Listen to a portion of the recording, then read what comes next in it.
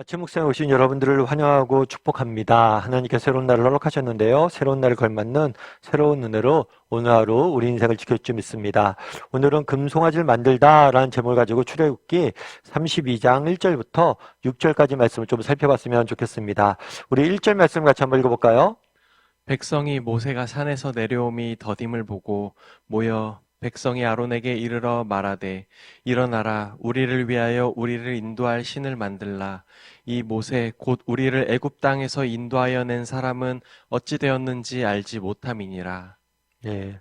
모세가 시내산에 올라가서 40일 동안 하나님에게 율법과 성막 건조에 대한 말씀을 듣습니다. 그런데 산 밑에서는 전혀 기대하지 못했던 사건이 일어나요. 그건 뭐냐면 이스라엘 백성들이 우상을 만든 거죠. 백성들이 누구에게 요청을 해요? 아론에게 요청을 합니다. 일어나 우리를 위하여 뭘 해요? 우리를 인도할 신을 만들라. 우상을 만들라는 거죠. 사실 우상을 만들고 우상을 숭배하는 것은 하나님이 가장 싫어하는 죄 중에 하나예요. 십계명에서도 이 부분을 가장 먼저 가장 자세히 다루고 있잖아요. 그런데 하나님이 가장 싫어하는 죄를 이스라엘 백성들이 범하는 모습들을 우리는 보게 됩니다. 특별히 이스라엘 백성들이 어땠어요? 정말 하나님이 베푸신 그 능력과 은혜가 얼마나 컸는지 직접 눈으로 봤잖아요. 그게 얼마 되지 않았잖아요.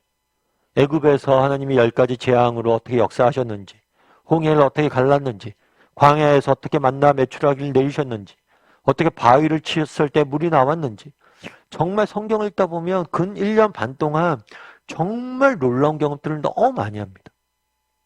정말 한 사람이 평생 가도 한 가지 경험하지 경험할까 말까한 그런 경험들을 해요. 그런데 이 모든 것을 경험한 사람들이 뭐라는 거예요? 정말 몇 날을 참지 못하고 하나님이 가장 싫어하는 죄를 범하는 모습들을 우리는 보게 돼요. 그럼 왜 이스라엘 백성들이 이렇게 되었을까요? 오늘 본문에 보면 이렇게 되어 있죠. 모세가 산에서 내려옴이 더딤을 보고라고 되어 있어요. 보고라고 되어 있죠. 그런 다음에 뭐라고 얘기하냐면 우리를 위하여 우리를 인도할 신을 만들라. 모세가 어찌 되었는지 알지 못함이라. 우리 하나님은 눈에 보입니까? 안 보입니까? 보이지 않아요. 그런데 우상은 눈에 보여요? 안 보여요? 보여요.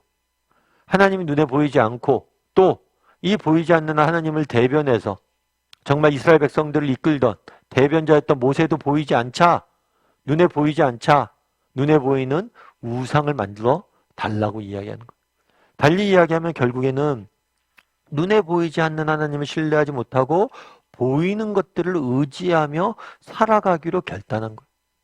여러분 히브리서 13장은 믿음의 장이라고 잘 알려져 있습니다. 그런데 이 14장에서 믿음에 대해서 뭐라고 이야기해요? 믿음은 보이지 않는 것들에 대한 실상이요 바라는 것들에 대한 증거니. 보이지 않는 것들을 믿는 것이 믿음이. 그럼 우리는 어때요? 그날의 이스라엘 백성들이 보이지 않는 하나님을 신뢰하지 못하고 보이는 것들을 의지하고 신뢰하며 살아갔는데 우리는 어때요? 이스라엘 백성들과 우리는 차이가 있을까요? 우리도 어쩌면 하나님이 아니라 눈에 보이는 무엇인가를 의지하며 살아가는 사람 아니에요? 눈에 보이는 소유, 눈에 보이는 사람, 눈에 보이는 무엇인가를 의지하고 살아가는 사람 아니에요? 정말 보이지 않는 하나님을 의지하는 사람인지 한번 돌아보자는 거예요. 여러분 정말 눈에 보이지 않는 하나님을 의지하는 사람이에요? 정말 눈에 보이는 것들을 추구하고 그것들을 의지하며 살아가는 사람은 아니에요? 아시는 분이 계세요. 이분은 사회적으로 꽤 지위가 높은 분이에요. 그래서 아들이 군대에 가게 됩니다. 그런데 아들이 군대 가면서 아빠한테 부탁을 한 거죠. 아빠, 군대 아는 사람 없어? 군대 아는 사람 있지?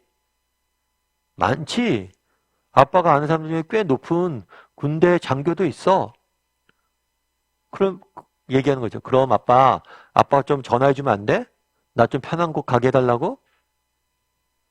물론 언제든지 전화할 수 있죠. 그리고 편한 곳 가게 해달라고 부탁할 수도 있었대. 그런데 그렇게 부탁 안 했대.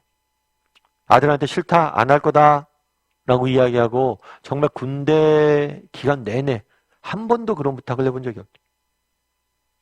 그럴 때 왜 그랬을까? 그 분이 그런 얘기를 하더라고요.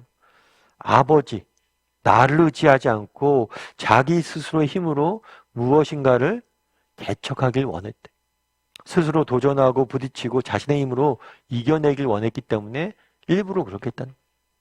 왜냐하면 그 얘기를 하는 거예요. 자기는 언젠가 사라진다는 거예요. 내가 아버지지만 아들을 사랑하지만 평생 아들을 지켜줄 수는 없잖아. 근데 나만 바라보고 나만 의지하고 살아가면 어떻게 되겠냐. 그래서 일부러 스스로 살아갈 수 있도록 일부러 연락을 안 했다고 그러더라고요. 그리고 감사한 것은 아들이 군대 갔다가 정말 스스로 뭔가를 도전하고 개척하고 이겨내는 그런 것들을 많이 봤대요. 뿐만 아니라 가서 믿음도 깊어졌다고 그러더라고요, 아들이. 정말 그렇잖아요. 아빠도 안 도와주고. 그럼 뭐예요? 어떻게 해요? 하나님만을 의지하는 거죠. 정말 그래서 하나님만을 기저하고 하나님만을 의지하고 그래서 믿음이 깊어졌다는 거예요. 여러분 정말 우리가 우리 자녀들을 가르칠 게 뭐예요? 눈에 보이는 아버지, 나를 의지하는 겁니까? 아니요. 정말 우리가 가르쳐야 될 것은 보이지 않는 하나님을 의지하는 법. 믿음이. 왜요? 우리가 줄 수 있는 건 한계가 있어요. 하지만 정말 그들이 하나님 손에 붙잡히고 하나님을 의지하는 법만 배운다면 어떤 어려움이 있어도 우리는 이겨낼 수 있는 거예요. 저도 가끔 물어봐요. 목사지만 정말 나는 하나님만을 의지하는 사람인가? 눈에 보이는 무엇인가를 의지하는 사람은 아닌가? 처음에 개척할 때 개척하기 전날이었어요. 전날이었는데 아는 집사님이 전화 주셨더라고요. 목사님, 내일 개척 위해서 첫 기도 모임이죠? 내일 누구누구 와요? 몇 명이나 와요? 그러더라고요. 아니, 몰라요. 제가 누구누구 오라고 오는지 모르고요. 누구누구한테 와달라고 부탁한 적도 없어요. 그냥 기도만 하고 있습니다. 그때 그 집사님이 그러더라고요. 아유, 목사님 그럴 줄 알았어요. 그러면서 내일 봬요 하고 이렇게 전화를 끊더라고요. 근데 그래서 그날 저녁에 생각을 하는데 그 집사님 전화 받고 나니까 불현듯 그런 생각이 든 거예요. 내일 아무도 안 오면 어떡하지? 아무도 없으면 어떡하지? 불현듯 걱정이 되더라고요. 그런데 사실 사람 보고 개척한 건 아니었거든요. 정말 아무것도 없어도 아무도 안 와도 무엇 하나 환경이 안 좋아도 하나님이 내게 맡기신 소명이기 때문에 내가 이걸 해야 된다고 결심을 했던 거거든요. 그런데 자꾸만 사람이나 다른 무엇인가를 보게 되고 또 의지하게 되는 게 또 우리의 습성이더라고요. 정말 여러분 한번 우리가 돌아봤으면 좋겠어요. 정말 나는 보이지 않는 하나님을 의지하는가? 아니면 보이는 무엇인가를 의지하고 있는가? 우리가 보이는 무엇인가를 의지하고 있다면 사람이 됐든 소유가 됐든 무엇인가를 의지하고 있다면 그날의 금송아지를 만들고 있는 이스라엘 백성들과 똑같은 거예요. 오늘 본문에 나와 있는 이스라엘 백성들에게 야 너희가 어떻게 그럴 수가 있냐? 그 하나님의 크신 은혜를 알고 어떻게 그럴 수 있냐? 우리는 말해서는 안 돼요. 왜요? 우리도 알잖아요. 예수 그리스도께서 우리를 위해서 십자가에서 어떤 일을 행하셨는지 얼마나 놀라운 사랑을 우리에게 베푸셨는지 우리가 알잖아요. 부활하신 것도 믿잖아요. 그런데 우리가 정말 예수님이 아니라 다른 무엇인가 하나님이 아니라 다른 무엇인가를 의지한다면 우리도 여전히 금송아지를 만들고 있는 거예요. 그래서 오늘은 한번 돌아봤으면 좋겠어요. 나는 하나님만을 의지한 사람인가? 아니면 눈에 보이는 무엇인가를 의지하는 사람 아닌가? 정말 하나님만을 의지하는 사람이 되었으면 좋겠습니다. 그리고 우리가 하나님만을 의지했을 때 하나님께서 우리의 삶을 통해서 일하실 줄 믿습니다. 그런 믿음을 가지고 오늘 하루 살아가는 저와 여러분이 되기를 주님의 이름으로 소원합니다.